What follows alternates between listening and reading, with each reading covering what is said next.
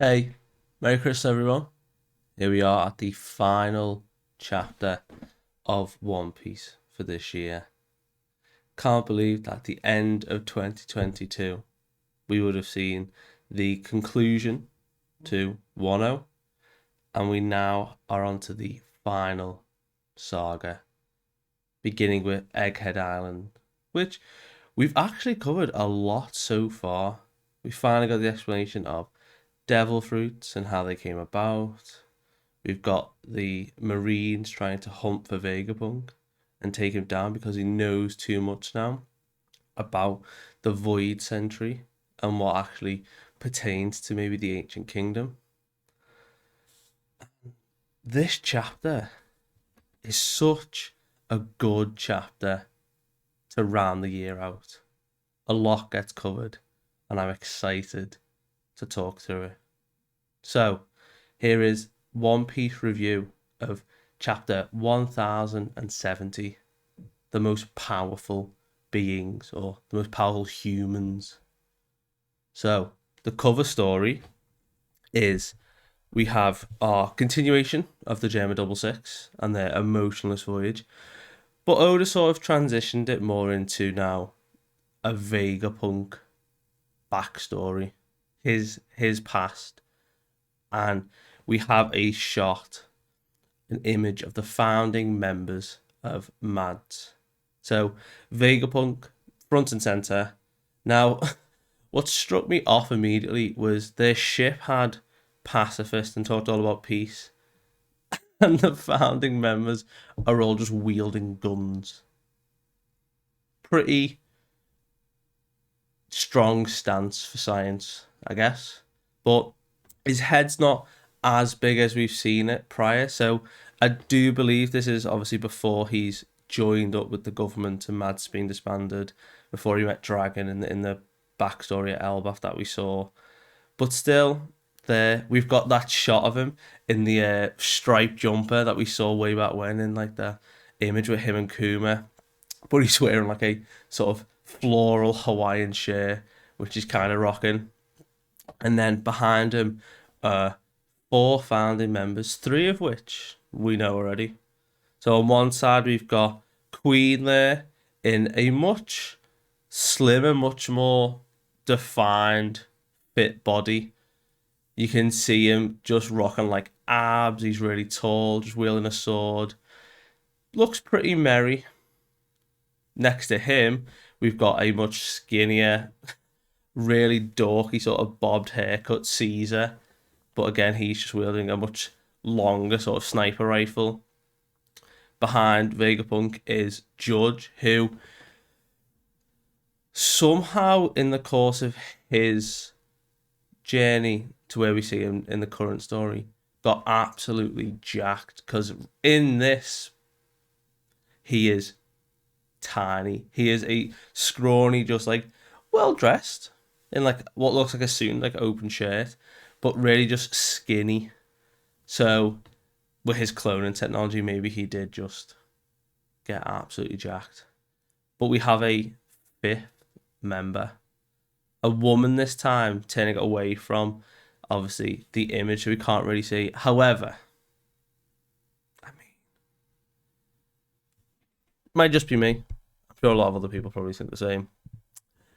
It does look suspiciously like Stussy, which would also lead to the fact in the previous chapter how she knew so much about Egghead Island and about Vegapunk.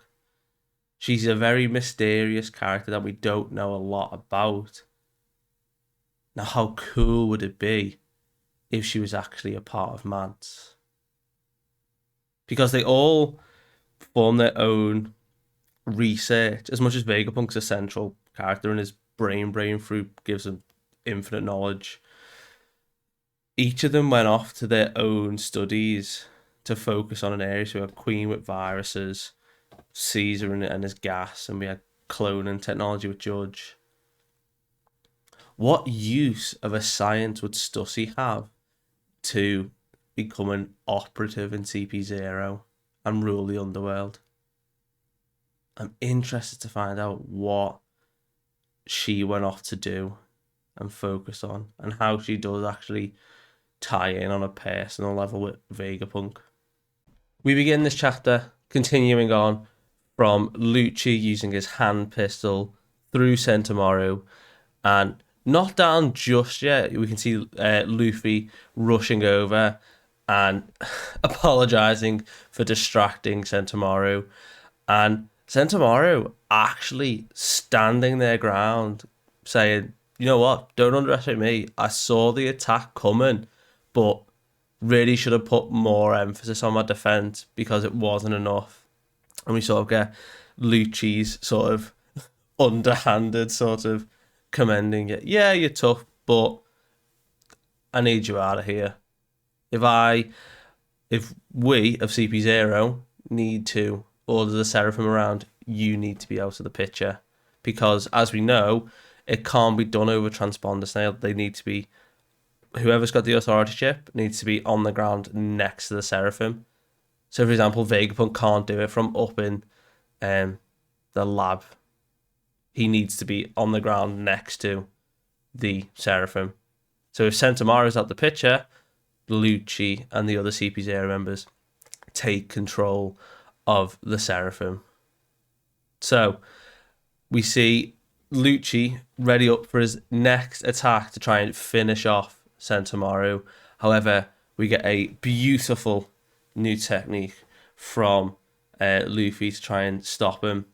And we see like his leg stretches all the way out, and he sort of starts spinning like a Tasmanian devil and does a dawn whip, or booming white whip, dawn whip. And he sort of sends Lucci flying as he's like spinning and laughing. What is incredible is in the next shot, we get like a sort of wide shot of everyone's reaction to Luffy doing this spin attack, and he just can't stop spinning. He's just constantly turning. The G force is too much, and we've got Chopper and Jinbei still running off, going towards this vacuum rocket with Atlas on Jinbei's shoulder and Bonnie's in Chopper's hands. And we see Luffy being able to say he can't slow down, he can't stop, and he starts to drill into the ground, going deeper and deeper. And Chopper's reaction is like, where's he going? So after Chopper's reaction, we cut over to the Seraphim still carrying out Sentomaru's orders. We get a really cool shot of S-Hawk slashing through agents, which is interesting because the rest of them have shown devil fruit abilities that Vegapunk talks about soon, and we've yet to see if S-Hawk is being given a devil fruit ability. So far, obviously, taking off the strongest swordsman, he doesn't need one. But if he was to be given one, what one would he be given? That'd be interesting to think about. But anyway, he slashes on through. We get S-Shark sort of using the swim sim fruit ability. He sort of creates like a ripple, like a shockwave through the floor to knock out several. And Kaku and Stussy stood off to the side, sort of watching this slaughter, saying that they're unbelievably strong. It'd be bad enough that we'd actually lose, and like we wouldn't even be able to destroy them probably. But Stussy makes an interesting remark of what's even more terrifying is that they're still just children. Does that mean that they age, or that the plan was to make them adults? Because if so, that would even be more terrifying, to make Seraphim adult version of the Warlords.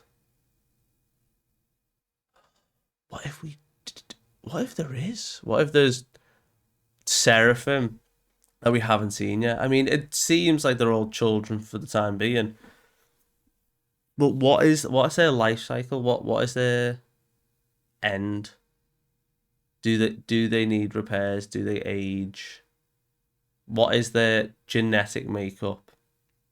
But we see, cutting back to the lab, we see immediately Frankie bawling his eyes out, reacting to S-Shark's ability, saying, hang on, I know that power. I've seen it used before. Don't tell me that Senor Pink's done for, because obviously we know that one fruit can only exist at a time. You can only have that one power. I know that's the Swim Sim fruit. Don't tell me he's bitten the dust. He's just like in crying, his sworn brother in arms. And Vegapunk's like, no, relax. He's actually in Impel Down. He's one of the inmates. So I'm assuming, like we saw, Doflamingo is in Impel Down. I assume most of his family have also joined him in there somewhere. But then we have remarks of, so if he's in Impel Down, you managed to copy his fruit, you managed to clone the devil fruit. And he says, well, so far as we know, it's quite simple to manufacture zone fruit artificially. We know that it's something to do with the genetic makeup of the animals. They seem the easiest. We saw that through the smiles a lot. All the gifters were some variation of animals. However, we get that comment from Vegapunk and Nami's discussion of, as much as there were the smiles, that, you know what, it was unacceptable. It was not needed. And Nami's saying, yeah, even 1,000 deaths is not worth it. What Caesar did there wouldn't be enough. However, Vegapunk makes his remark of other types of devil fruits. So he says, with unlimited resources, the special devil fruit could be recreated. And what I think he's suggesting is the mythical type devil fruit, because we see an image of Kaido's fruit. We've got the Uwa Uwa no Mi, the Azure Dragon. We've got Yamato's fruit, the Ino Ino no Mi, model Makami fruit. And there are other devil fruits, but the one that caught my eye is the one underneath Kaido's that is still in the shot. It's like the banana devil fruit. And to my knowledge, I mean, very limited as it is, the only devil fruit I could think of that we've seen in the series so far that is a banana devil fruit is Kaku's, the Ushi Ushi no Mi, the Ox fruit model giraffe. Is this Oda trying to tell us that Kaku actually has a mythical fruit? I don't think it is, because Kaku's had several bananas and this is just one banana. But can you imagine the reveal of... Because we've yet to see Kaku in his giraffe form since way back when, during like Water 7 and Ernest Lobby. So we've seen Lucci's now awakened form. We've seen his power up. Now, Lucci had his fruit a lot longer than Kaku did. But surely Kaku's gotten a lot stronger since the time skip and all the training and still being a part of CP0. I'm interested to see what form he will take now and whether he will have a true... He's got his hybrid form that we saw that he was able to transform into. His full form. Is he a mythical? Could be. However, we've got Vegapunk discussing the third types of devil fruit, saying that, well, Logias are actually far trickier than expected. So we know that with the unlimited resources Vegapunk was talking about when he was with the Marines and had Punk Hazard, he was actually able to artificially create Kaido's fruit because we've seen Momo eating it. But Vegapunk deemed it a failure because it turned the dragon pink. I mean, not too sure that's a failure, but he saw it as. And he says he doesn't know whether he is confirmed whether that synthesis could lead to an awakening.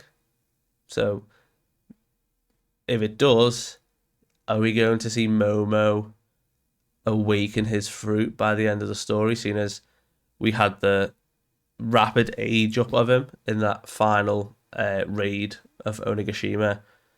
Does that mean that he in his own biology had the fruit for 20 years, which means that one of the triggers of awakening could happen. But it's interesting that the Logies are actually more difficult to him than the mythical, because he says with all limited resources, the mythical could be manufactured, could be synthesized, but Logias are far trickier because of their composition, because of maybe how they affect and change a person's ability. They become an embodied, so like AC was embodiment of a flame, his whole body was flame. So maybe with zones, it's just a matter of changing to that animal. Quite simple. We're just a bit more mythical. Logias are out of the question because it's hard to change someone's genetic makeup to become pure fire. But he does say that he did find a way for Paramecia to be cloned. And that was with that blood synthesis, the blood additive that got mentioned in a prior chapter, and that lineage factor that we've heard before that he used for Kaido, that he'd taken his lineage factor, his blood, and transfused it into a fruit or another person. And in this case, he talks about the Seraphim, and he says the Seraphim have this transfused blood running around their system, this green blood, and we see a shot of S Snake's arm, like a band that has the blood bubbling and like running through it. And Frankie's reaction is, you telling me like you created blood? Like that's the extent of how much Vegapunk has advanced science, that he's managed to artificially develop blood to transfuse into a person to give them abilities of devil fruits. And we get a shot of S Snake doing her thing, using the Mero power to turn everyone into stone. So quite fitting, obviously. And then subsequently see S Bear using an air shock. He's using the paw through, creates a massive sort of shock wave into the ground. And we're saying, well, this is now the peak of science. This is what we've been able to accomplish. And this may go down as the most powerful beings in the history of the team, the most powerful humans. These genetically made Seraphim, these people are now the pinnacle. There is no stronger. So we get the rest of the Straw Hats' reaction to this of saying, oh, that's why the warlords were abolished, because they're not needed anymore. These Seraphim will follow orders on command without question and have the same abilities, and if not are stronger than the warlords with that Lunarian blood. So we've got Usopp already in tears saying, we're going to lose. Sanji saying they're now just Navy weapons. And Robin saying, okay, these actually are going to pose quite a threat to us. We then jump back to the fight, and we've got some of the lab members shouting to see if Sentomaru's okay, has he made it out? And we get a really funny panel of a like Lucci shaped hole in the wall, and he's sort of like cracking his neck. It's like, oh. And he sort of sees Sentomaru still on the ground, and he uses shave to try and close the distance. And then we just get like a mega Gengar Luffy, like giant Luffy head, like mouth open, trying to like chomp down on Lucci. But obviously, being as quick as he is in his leopard form, just manages to like bounce out and shave out of the way, I assume.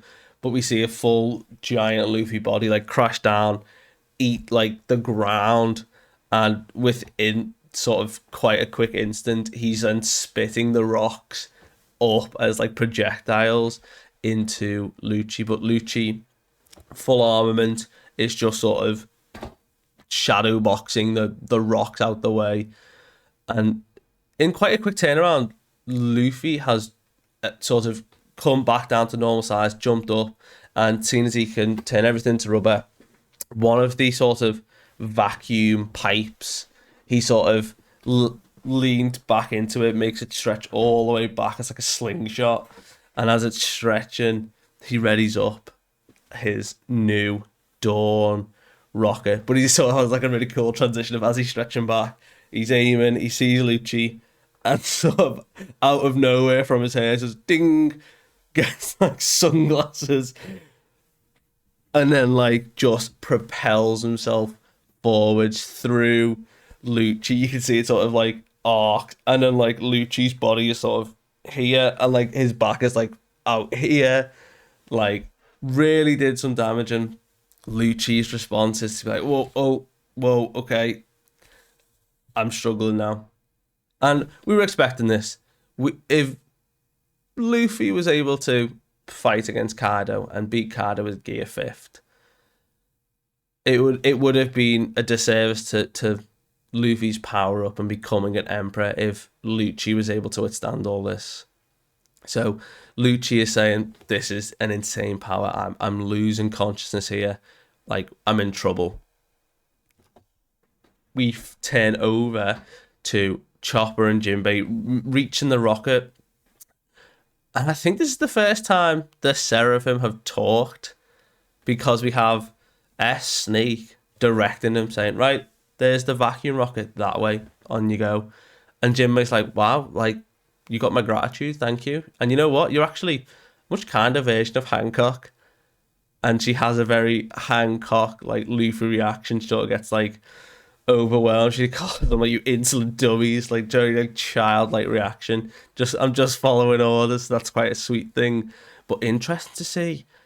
We've now got the Seraphim to talk.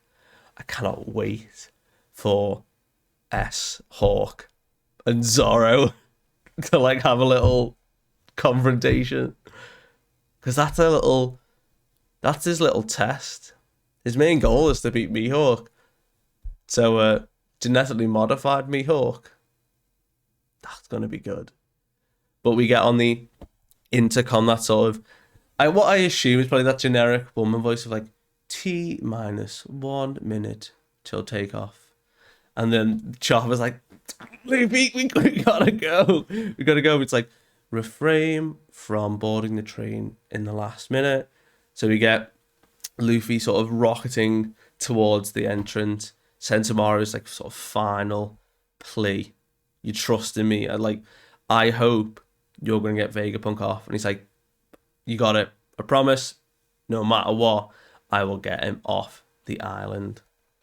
And he sort of reaches the rocket takeoff, and boom, this supersonic rocket takes off. And I'm assuming because it's going so fast, Bonnie wakes up in shock. But we see that same sort of deflated Luffy as he comes out of Gear 5. And Bonnie's reaction of, wait, hang on, like, who's this? We've got this speed from poor Chopper and Jinbei, like, crushed against the back. I don't know, I think they've got belts on. But the long story, and they say that it is Luffy. We'll save the explanation for later, but we've got to just get to Vegapunk as fast as possible.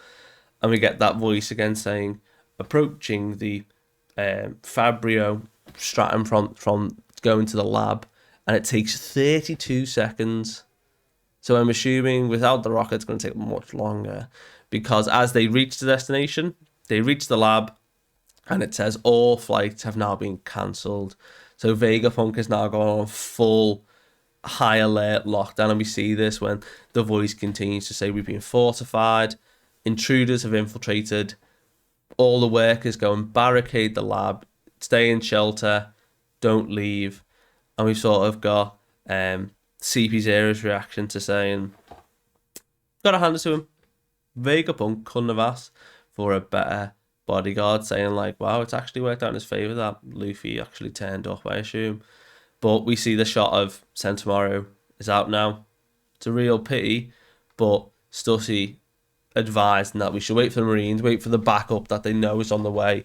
However, Lucci's saying, if we wait too long, then they are going to get away. So, sort of giving the impression that they're going to have to act now and act fast. So, we cut back to the lab, and Vegapunk is talking with the Straw Hats, and they're saying, wait, okay, hold up. The Marines want you dead now? Weren't you working for them? You're the smartest man in the world. And Vegapunk gives an interesting stance and view of why he believes this to be, saying, well, with my level of intellect, wouldn't you fear if I ever did turn against you? Even though he then comments that he actually was never intending to. So interested to see, even though he was a supporter of the Revolutionary Army, if he never planned to turn against the Marines, he was going to happily continue on. I guess for the sake of science, he was getting all these resources. Why not? He gets to research and create artificial different mythical zones. I think he wanted to keep pushing science as much as he could. He wanted to generate that sort of energy that could be used globally, that knowledge that he was building to share in the world. So he wasn't going to ever turn against the government, however they sort of forced his hand trying to come and assassinate him. And they were saying, well, that actually makes sense, them coming to snuff you out. And he comments that what a twist of fate it was that an Emperor's crew showed up just when it needed to. Quite interesting that fate, freedom happened to come to him when he needed it. But our last page, our final panel, is the reactions of the Straw Hats saying, oh, so we're getting you off the island, like we're coming on board the ship. And again, I really want more Frankie and Vegapunk talking with each other. Like, we've waited so long to see Frankie have that interaction. And he's saying, yeah, you're coming. I want you to see the General Sunny. I want you to come aboard the General Frankie. I want you to make any improvements to Sunny you can. Can we just go now? And Robin's like just sort of smirking in the background, and Sanji's like, you need to unbind our feet then, my dude. Like, if we want to go, like, can you let us leave? And we get that shot from Luffy's group who've arrived. We've got other workers and Jinbei's put down Atlas's body saying we need urgent attention, we need that medical, and Bonnie's already storming off saying that Vegapunk is going to turn, my dad is going to turn Kuma back to normal, and if he refuses, he's a dead man. So this is where now we're going to have the internal struggle of, while a CP0 raid and the Marines are coming, we've got Bonnie trying to demand Vegapunk to turn Kuma back, who we don't know how long it will take him to get here. I'm assuming he's coming here, because in the previous chapter, he rushed away from the Kamabaka Kingdom. He used his paw fruit and boop, off he flew. Some defense protocol triggered. Would he end up coming to Egghead to protect Vegapunk as like a defense system? Could. But his isn't like, for example, Kizaru. We know Kizaru's on the way, and Kizaru can travel at the speed of light. It took Luffy and the Straw Hats 3 days and 3 nights to get to their respective locations for the time skip when Kuma used the paw fruit. So unless that was actually a shot from a few days ago, and Vegapunk knew that the Marines were coming, so activated that. But I don't know. I don't see that happening. I see it being, as he was very honest, it was more of a twist of fate, but it triggered because of all the protocols going into high alert. Well, guess we'll wait and find out. But we get a lovely shot of all the CP0 agents stood waiting. We've got all the Seraphim now around them, following their orders, saying that the exits are all going to be blocked off. There are 6 Vegapunks, including 1. So they've discounted Atlas now. They believe Atlas is done for, but with some quick medical attention, maybe come back on her feet.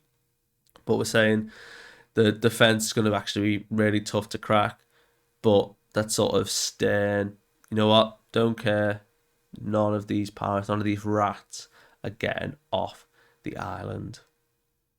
And the final panel, the final shot to round out our last chapter for 2022 is a voice sort of saying, oh my, the Straw Hats and Vegapunk have allied. That's quite interesting. And we see a shot of Kizaru. saying on paper, sounds pretty good, sounds pretty fair. Wow. Could be quite a straightforward escape. But, wow. They're going to be in for one hell of a surprise. Because it's not going to be that easy. We're going to continue as planned. Get all possible Marines to Egghead. And that is where we end the chapter. All these Marines sailing towards Egghead. That was a good chapter.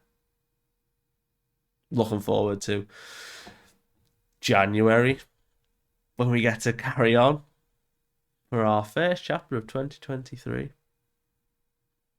Well, let me know what you think. I will see you guys later. Bye.